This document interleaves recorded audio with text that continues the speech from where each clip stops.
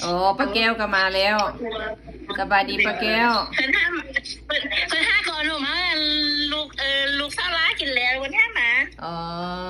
ลูกสาวล่านอนอยู่ใส่หัน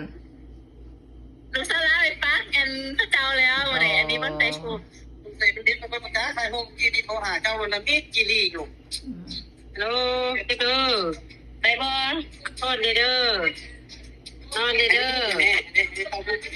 ลูกไผ่มาฮอดแล้วเด้อตุกวงเอ้ยหลานสาวเจ้าก็มาฮอดแล้ว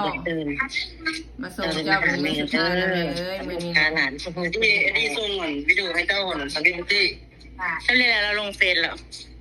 ส่งแล้วให้แล้วลงแล้วอันนี้แผนกขัวเข้าโอ้แผนกขัวเข้าเป็นยังไงสบายดีน้องไผ่สบายดีได้เอาว่าให้ฟังดูผู้ใดขัวเข้าเป็นยังไงแน่คนนี้โอ้แตกเบิดนั่นแหละโอ้แตกเบิดบ่จุ่มตามเลยเนี่ยมึงจะเฮียสะเลยเนี่ยโอ้ยไม่แท้โอ้ลุงก็เข้าไม่นี่คือจอมยุทธเด้เอาลู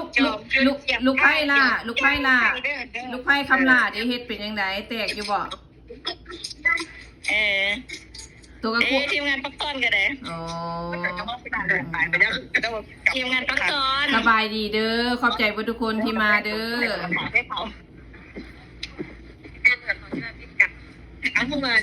ปลาแก้วไปคั่วแล้ววะลาบไปคั่วแล้ววะคั่วเข้านะ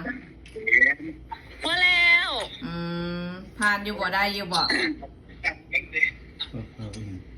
คั่วเข้าตบแตกคั่วเข้าตบแตกลาคั่วแล้วบ่โอ้อันนี้อาหาร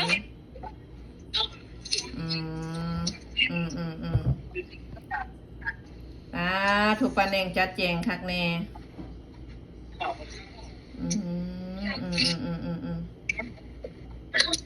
มื้อนี้ป้าก็ไปเพน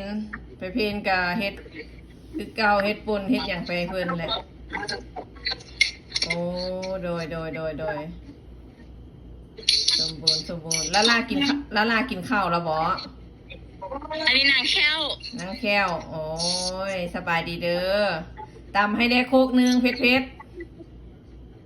น่าแซ่บบ่เอาแบบว่าตำยิงแก้วบ่เอาเด้อตำแบบว่าฮุบแก้วไว้เด้อตำฮุบแก้วได้แก้วไล่วันนี้กินบ่ประใจหยิบแก้วไว้ได้ยิงให้แก้วน่ะ